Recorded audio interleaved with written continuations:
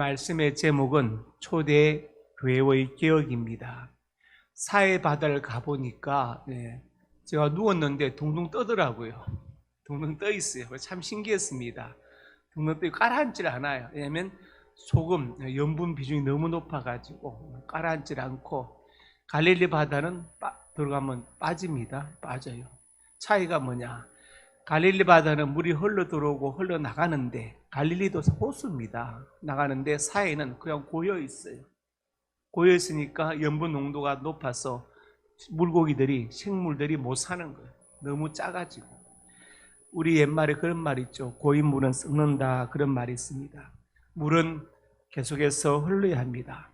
개혁도 물과 동일하다고 저는 그렇게 생각합니다. 계속해서 진행되어져야 된다. 보수, 정통, 개혁, 칼빈주의, 지속적인 개혁을 말하죠. 개혁된 교회이지만 앞으로 계속해서 개혁할 수 있다는 것을 말하는 것입니다. 그래서 이 아침에는 초대 교회의 개혁을 살펴보고 우리의 개혁을 돌아볼 수 있기를 주님의 이름으로 축복합니다. 그러면 초대교회는 무엇을 개혁했는가? 첫째로 같이 읽습니다. 사역을 개혁하였다. 오늘 본문 1절에서 4절에 나와 있죠. 제자가 더 많아졌는데 헬라파 유대인들이 자기의 가부들이 매일 구제에 빠짐으로 엿버리파 사람을 원망하니 막 이제 교회 성도가 초대교회에 늘어납니다. 그런데 헬라파 유대인들, 이방인이죠. 이방인. 유대인들이 보니까 자기의 가부들이 매일 구제에 빠진다. 히브리파 사람을 원망한다. 원망한다. 그러니까 아무래도 그 히브리파 사람들의 그 가부들에게 더 많은 구제를 이렇게 팔이 안으로 굽는다. 이렇게 하는 거예요. 그래서 이것을 이제 원망하니까 12사도가 모든 제자를 불러놓고 말씀을 제쳐놓고 접대를 일삼는 것이 마땅치 않다. 그래서 너희 가운데서 성령과 지혜가 충만하여 칭찬받는 사람 7을 택하라. 이 일을 그들에게 맡기고 우리는 기도하는 일과 말씀 사역에 힘쓰리라. 이렇게 선포했습니다. 사역을 개혁하였죠. 그래서 정말 성령과 지혜가 충만하고 또 칭찬받는 삶의 모습에서 받는 집사님 7을 택해서 사역을 분업했습니다. 우리나라 대통령 제도의 문제가 뭐냐? 너무 지나친 권한이 주어져 있다. 그러니까 퇴임하고 나면 리스크도 크잖아요. 그죠? 백담사를 가고 막 감옥 가고 자살하고 이렇게 되니까 이 권한을 분산시켜야 됩니다. 마찬가지로 우리 교회도 마찬가지. 우리 교회 각 사역국이 바로 그것입니다. 각 사역국이. 목사가 모든 일에 전문가일 수 없지요. 모든 일을 다 할 수 없습니다. 소위 말하는 만기 친남을 할 수 없는. 그러니까 이 권한이 자꾸 분배되어야 됩니다. 분배되어야 돼요. 그래서 예배는 예배 사역국, 교육은 교육 사역국, 재정은 재정 사역국, 국장을 다 세워서 권한을 분배해야 됩니다. 장학은 장학 사역국.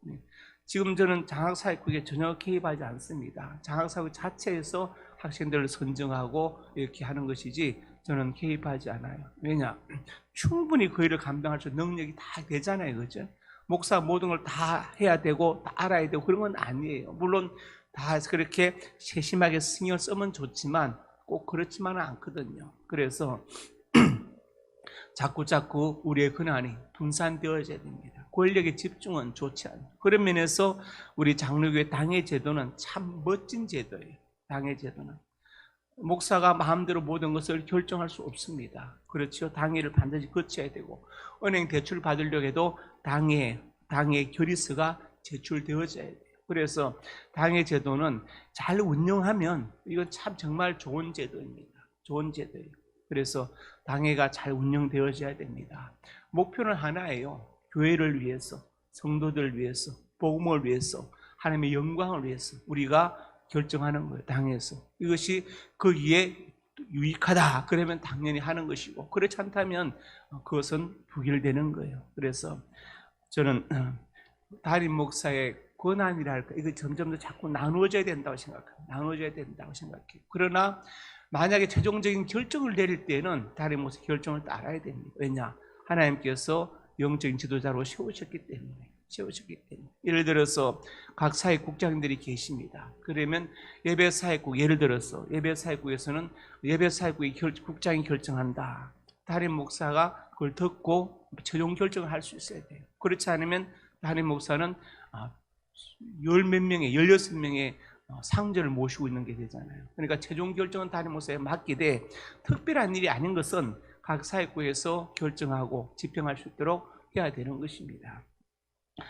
초대교회 12사도들은 사역을 기억해서 성령과 지가 충만하고 칭찬받는 집사님을 택해서 자기들의 일을 나누어 주었습니다. 베드로전서 4장 10절에서 1절에 말씀했죠. 각각 은사를 받은 대로 하나님의 여러 가지 은혜를 맡은 선한 청지같이 서로 봉사하라. 은사가 다 다르지 않습니까? 예를 들어서 동물들이 체육대회 하는데 오리한테는 뭘 시켜야 되겠어요? 오리한테는 수영 선수로 오리한테 나무 타기 하면 됩니까? 물가게 다 찢어집니다. 안 됩니다. 오리는 오리에게 맞는 일이 있어요. 수영 선수로 보내야 되지 오리를 나무 타기 보내면 안 됩니다. 그래서 은사가 다 달라요. 예를 들어서 찬양을 잘하는 분은 찬양대에서, 나는 음식 만들고 요리에 관심, 그러면 식당에서, 나는 청소가 좋다, 환경미화, 각자, 나는 가르치는 게 좋다, 각자 자기 은사대로 서로 봉사하는 것입니다. 그러니까 예를 들어서 내가 찬양대를 한다고 해서 찬양대 못하는 사람 무시하면 안 되고, 내가 교사라고 해서 교사하는 사람 무시하면 안 되고, 다 마찬가지입니다. 서로의 은사를 존중해 줘야 됩니다. 그리고 11절에 가서 누가 말하려면 하나님의 말씀을 하는 것 같이 하고, 그만큼 신중하게 말하라. 봉사하려면 하나님이 공급하신 힘으로 하는 것 같이 하라. 내가 이렇게 열심히 한다가 아니라 하나님이 주시는 힘으로 한다. 이런 마음으로 섬기라고 말합니다. 그래서 내가 남보다도 예를 들어서 기도를 많이 하면 하나님이 기도할 은혜를 주셔서 내가 기도하는 것이다. 이런 마음. 내가 남보다도 봉사를 많이 하면 하나님이 봉사할 은혜를 주셔서 내가 봉사하는 것이다. 남보다 내가 헌금을 많이 하면 하나님이 헌금할 돈을 주셔서 감사하다. 이런 마음으로 섬기라고 베드로 사도가 말하고 있습니다. 그 다음에 에베소서 4장 11절과 2절에 가서 그가 어떤 사람은 사도로, 어떤 사람은 선자로, 어떤 사람은 복음 전환자로, 어떤 사람은 목사와 교사로 삼으셨으니. 그러니까 우리가 어떤 직분과 직책을 가지고 있든지 간에 그 모든 것은 다 12절 같이 읽어봅시다. 시작. 이는 성도를 온전하게 하여 봉사일을 하게 하며 그리스도의 몸을 세우려 하시니라. 그리스도의 몸, 우리 교회를 더욱더 든든히 세우기 위해서 모든 직분과 직책이 필요한 것이지, 교회를 어렵게 하기 위해서 직분과 직책이 필요한 것은 절대로 아니다. 그것을 말합니다. 그래서 직분과 직책을 주신 모든 목적은 뭐냐? 성도를 온전하게 하고, 성도를 위로하고 격려하고 자꾸 세우고, 그 다음에 또 성도를 하여금 자꾸 봉사하게 만들고, 그래서 교회를 더욱더 든든히 세우기 위해서 목사도 있는 것이고 장로도 집사도 다 있는 것이지 그 외에 다른 이유로 있는 것이 아니다. 그것을 알아야 됩니다. 그래서 하나님 나에게 주신 직분과 직책이 어디에 쓰임받아야 되겠습니까? 성도를 온전하게 하는데, 시험들이 하는데 아니라 온전하게 하고 더욱더 봉사하게 하고 더욱더 몸된 교회를 든든히 세우기 위해서 우리가 직분을 받고 직책을 가졌다는 것을 꼭 명심하기 바랍니다. 교회가 어려운 것은 뭐냐? 이것을 오해하면 안 됩니다. 이것을 하나의 권력으로 생각하니까 그때부터 문제가 생기는 거예요. 모든 병이 거기서 생기는 겁니다. 내게 주신 직분, 내가 담임 목사를 시험받은 것, 성도를 온전하게 더욱더 하고 더욱더 봉사하고 교회를 세우기 위해서 담임 목사의 직분을 받은 것이지 내가 목에 힘주기 위해서 받은 절대로 아니다. 모든 직분과 직책은 권력이 되어서는 안 된다. 그러면 그때부터 그 사람의 영혼도 병들고 교회도 병들고 성도는 시험 들고 봉사는 식어지고 교회는 어려워진다는 것을 꼭 기억하시기 바랍니다. 초대교회 사도들은 먼저 사역을 계획하였습니다. 고난을 나누어 주었습니다. 두 번째로 같이 읽습니다. 배타성을 극복하였다. 배타성, 타자를 배격하는 것, 이게 바로 배타성입니다. 소위 말하는 순혈주의, 학연, 지연, 혈연, 이걸로 꽉 뭉쳐 있죠. 이것을 우리가 민족적 배타성, 순혈주의 이렇게 말합니다. 유대 민족이 그랬거든요. 유대 민족들이 이방인들을 괴로 여겼어요. 지옥의 땔감들이다. 바울이 예수님 만난 간증을 쫙 하니까 다 듣고 있다가 예수님이 나에게 이렇게 말씀하셨다. 내가 너를 멀리 이방인에게로 보내리라. 그러니까 갑자기 유대인들이 화가 나가지고 저런 놈을 살려둘 수 없다. 왜? 이방인들이 구원받는 건 상상할 수 없는, 용서할 수 없는. 그러니까 갑자기 바울을 달려들어서 찢어 죽이려고 막 달려들거든요. 그 정도로 순혈주의가, 민족주의가 깊이 바뀌었어요. 선민주의. 왜 서울대가 세계적인 대학이 못 되는가? 문제가 여기 있습니다. 예를 들어서 비율을 보면 그래요. 서울대 여자 교수, 여성 교수는 10%입니다. 하버드는 몇 %일까요? 57%입니다. 여성 교수 비율이 남자보다 더 높아요. 그러면 하버드 대학에서 하버드대를 나와서 하버드대 교수가 되는 비율은 얼마나 될까요, 지금? 25%밖에 안 됩니다. 나머지 25%, 100에서 빼면 얼마? 75%인가? 75%는 하버드대 출신이 아니에요. 그 사람들이 하버드대 와서 교수를 하고 있습니다. 서울대는 몇 %냐? 서울대 출신으로서 서울대 교수인 비율은 95.5%. 나머지 0.5%가 외국 다른 대학 출신이에요. 연대는 82%. 그래서 세계적인 대학이 못 되는 거예요. 이것을 우리가 학문적 건친상간이란 말이에요. 자기 대학 출신, 순혈주의, 배타주의, 다른 대학 안 된다. 그러니까 세계적인 대학으로 발전을 못하는 겁니다. 이게 문제예요. 하버드는 하버드대 출신으로서 하버드 교수 된 비율은 25%밖에 안 되는데 서울대는 90%, 95.5%, 연대는 80.2%, 고대는 또 80 몇 %. 이렇게 하니까 세계적인 대학이 안 되는 거예요. 하버드대가 왜 그렇게 되었느냐? 엘리엇 총장이 35살에 총장으로 부임하면서 대학을 완전히 바꿨어요. 하버드 출신이 아니라 할지라도 정말 뛰어난 실력자는 무조건 초빙이 온다. 그래서 세계적인 대학이 된 겁니다. 개방할수록, 배타성을 극복할수록 더 성장하게 되는 것입니다. 사도행전 10장과 11장에 이런 내용들이 나와 있는데 11절에서 6절에 보니까 베드로가 지금 기도하는데 하늘을 열리면서 그릇이 내려옵니다. 큰 보자기 같고 4개를 금에 땅에 들였는데 각종 4발 가진 짐승, 기는 것, 공중에 나는 것들이 막 들어있어요. 그러니까 하늘에서 하나님 말씀을 베드로야 잡아먹어라. 베드로가 그럴 수 없나이다. 나는 이런 것을 먹지 않습니다. 왜냐? 유대인의 정결법에 나와 있잖아요. 쪽 발굽도 갈라지고 대책임질 하는 것은 먹어라. 손은 발굽도 갈라지고 대책임질 하니까 먹어도 되고, 돼지는 뭡니까? 발굽은 갈라졌지만 책임질 못하니까 먹으면 안 됩니다. 그러다 지금 이제 장어도 먹으면 안 되고, 다 그렇죠. 미꾸라지 먹으면 안 되겠죠. 근데 이제 그 유대인의 정결법은 뭐냐면 그만큼 구별된 삶을 살아라. 유대인으로서의 특징, 그것을 지금 말하는 것이죠. 그래서 베드로가 나는 못 먹어요 하니까 하나님 또 먹으라 합니다. 이런 일이 3번 있은 후 그렇게 하늘로 올려져 가고, 그때 고넬료가 사람을 보내서 베드로를 초청하지 않습니까? 바로 그것이요. 하나님께서 보여주십니다. 너희 유대인들이 징그러운 벌레 같다고 생각하는 그 사람들이 바로 이방인들인데 하나님이 이미 깨끗하게 하신 것을 내가 속되다 하지 말아라. 너희의 배타성, 그렇죠? 그 민족주의, 유대 민족주의, 서민주의를 내려놓으라. 이렇게 말씀하시는 것이죠. 이 비유, 예화는 그 당시 이방인들을 징그러운 벌레로 생각했던 유대인들의 핑계를 그대로 보여주는 것이죠. 그대로 보여주는 것입니다. 사도행전 15장 19절에서 20절에 그러므로 내 의견에는 이방인 중에서 하나님께로 돌아온 자들을 괴롭게 하지 말고 다만 우상의 더러운 것과 음행과 목매어 죽인 것과 피를 멀리하라고 편지하는 것이 옳으니. 그래서 이제 초대교회 문제가 뭐냐? 이방인 그리스도인과 유대인 그리스도인이 서로 싸우게 된 거예요. 유대인 그리스도인은 뭐냐? 예수 믿어도 할례도 하고 율법도 지켜야 된다고 하고, 이방인 그리스도인들은 이방인이었으니까 본래 율법을 몰랐으니까 예수 믿으면 됐지 뭘 또 할례라고 뭘 또 해야 되냐고, 이래가 갈등이 생기는. 복음과 율법의 관계에서 갈등이 자꾸 생겨요. 그래서 이제 이것이 문제가 되니까 최초의 종교회의가 예루살렘에서 열려서 결정이 뭐냐 이렇게 됐습니다.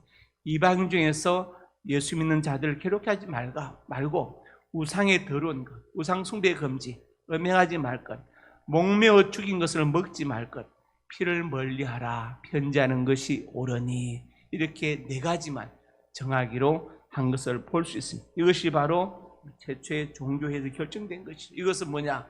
우리 유대 선민주의, 배타성을 극복하자는 것을 말하는 것입니다.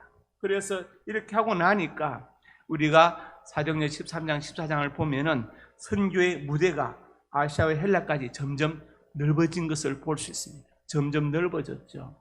자, 이 배타성이 참 문제예요. 외국의 외국의 교단, 복음주의 교단에는 다른 교단 출신 할지라도 신앙 고백만 하면 그러면 오케이, 그냥 받아줍니다. 그냥 정형이 돼요. 근데 우리 교단만 해도 1년간 또 교육을 받아야 됩니다.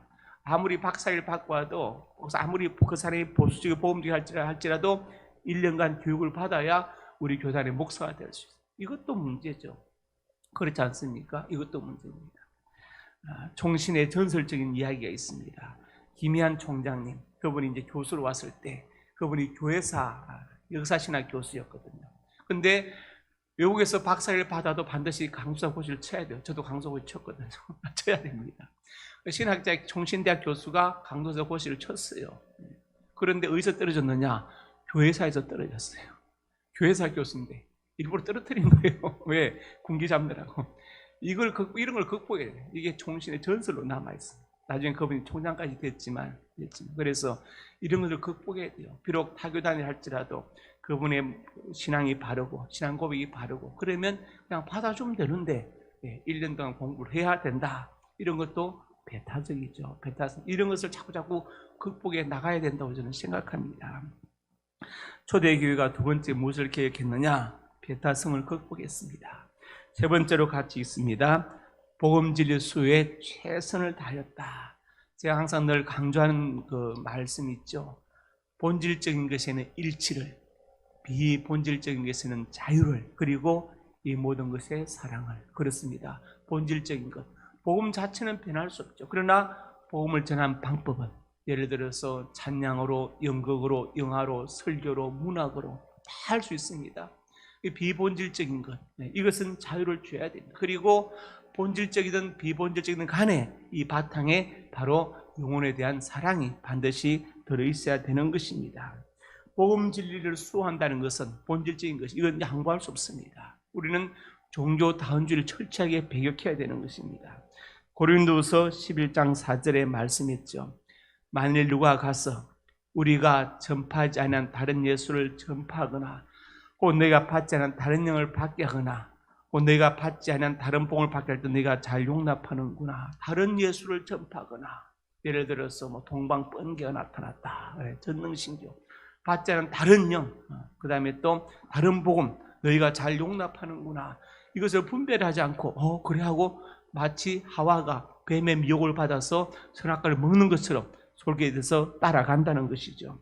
그리고 이제 13절에서 15절까지 가서 그런 사람들은 거짓 사도요 속이는 일꾼이니 자기를 그리스도의 사도로 가장하는 자들이다. 사탄은 자기를 광명의 천사로 가장한다. 이렇게 말합니다. 거짓 사도, 속이는 일꾼들이 성도들을 미혹하는 것을 지금 말하고 있습니다. 당시에 이 구절은 당시의 영주주의 이단들을 배격하는 것이죠. 그노시스파인데, 그노시스파. 그러니까 예수님의 십자가 사건을 보고 세 가지 견해가 있다. 하나는 뭐냐? 천주교인들의 견해, 유대인들의 견해. 유대인들 뜻이 가느냐? 예수는 그냥 인간이고 하나의 혁명가, 테러리스트다. 이렇게 보는 것이죠. 그러니까 메시아가 아니고 우리는 여전히 메시아를 기다려야 된다. 우리 기독교는 그분이 바로 메시아이다. 그런데 그노시스파, 영지주의자들은 인간 예수에게 그리스도라는 영이 임해서 사역을 하다가 십자가에 달릴 때 그리스도는 떠나가고 인간 예수만 남아서 저렇게 죽었다. 이렇게 보는 게 바로 그노시스파, 영지주의죠. 영지주의입니다. 그래서 고린도서 11장 이 내용은 영주주의 이단들을 배격하는 것이죠. 그리고 그들이 이제 영적인 진리가 영적인 어떤 그 흐름을 통해서 서로 이어진다, 비밀리에 전성된다고 본 것입니다. 그리고 이제 요한일서 1장 7절에 미혹한 자가 세상에 많이 나왔나니 예수 그리스도께서 육체로 오심을 부인하는 자라. 가연설주의자들, 영주주의와 일견 맞닿아 있습니다. 코니스파들하고 이런 자가 미혹하는 데 적고 있었다. 예수님은 완전한 신이고 완전한 사람이었다.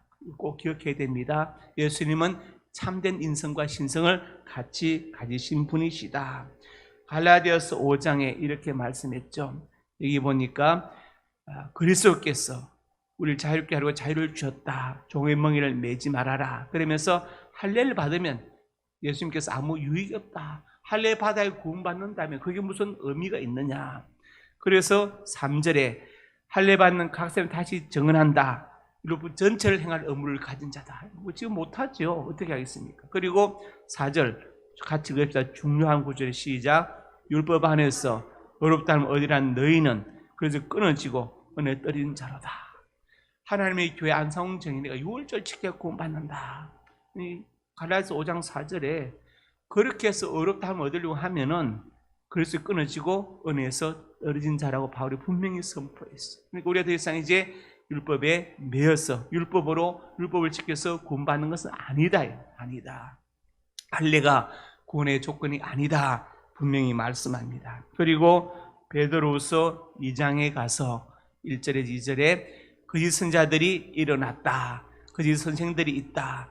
멸망할 이단을 끌어들여 주를 부인하고 인간을 멸망을 스스로 취하는 자들이다. 예를 들어서 어떤 모 이단 같은 경우는 육체는 어차피 죄이기 때문에 육체로 짓는 데는 죄가 아니다. 그래가지고 막 이게 음행을 하다가 그게 소속된 어떤 강사가 야고보 집파 신전 야고보 집파 강사가 그걸 보고 이것은 잘못됐다 이거 자기가 이제 직접 교주한테도 건의를 하고 탈퇴했다고 이렇게 저기 나와 있잖아요. 나와 있죠.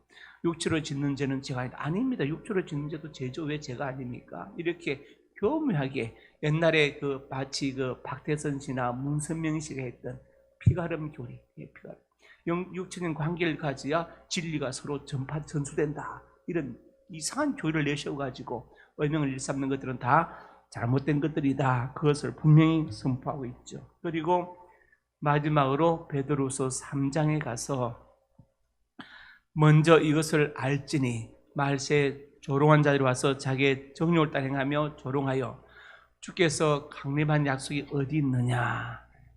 조상들이 만물이 처음 창조할 때와 같이 그냥 있다 하니, 그러니까 이단들이 뭘 주장하느냐. 말세에 조롱한 자들, 자기 생각대로 말하면서 이제 예수님의 강림은 재림은 없다고 가르칩니다. 신천지 같은 경우는 예수님의 영이 자기네 교주에 임했기 때문에 예수님의 재림이 없다고 가르치는, 그러니까 이단이에요.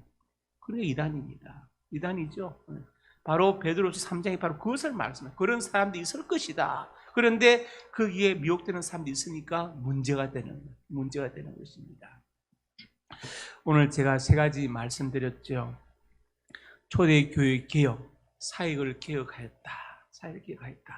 각자 받은 은사대로 사도들은 말씀과 기도에 집중하고, 그 다음에 지사님들을 세워서 교회 일들을 맡기고 개혁했습니다. 그 다음에 배타성을 극복하였다. 헬라파 과부들을 차별하는 것.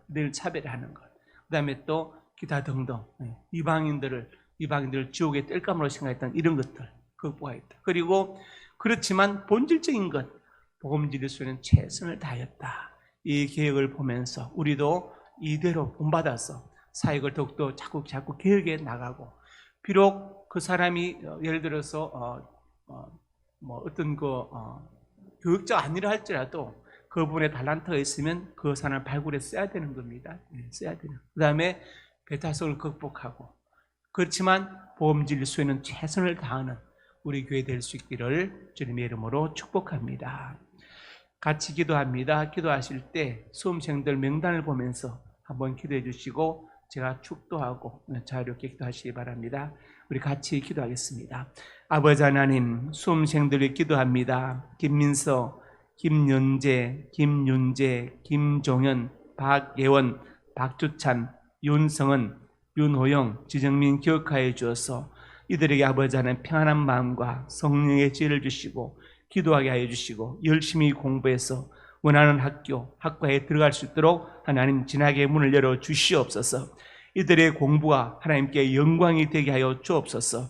하나님 손에 붙들려 쓰임받는 우리 아이들이 되게 하여 주시옵소서. 역사하여 줄 것을 믿습니다. 하나님 은혜를 베풀어 주시옵소서.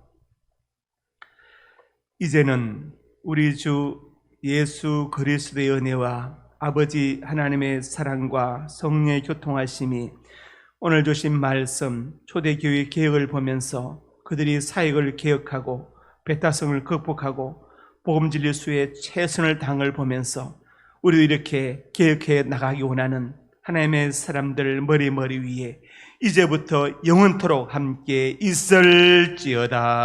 아멘.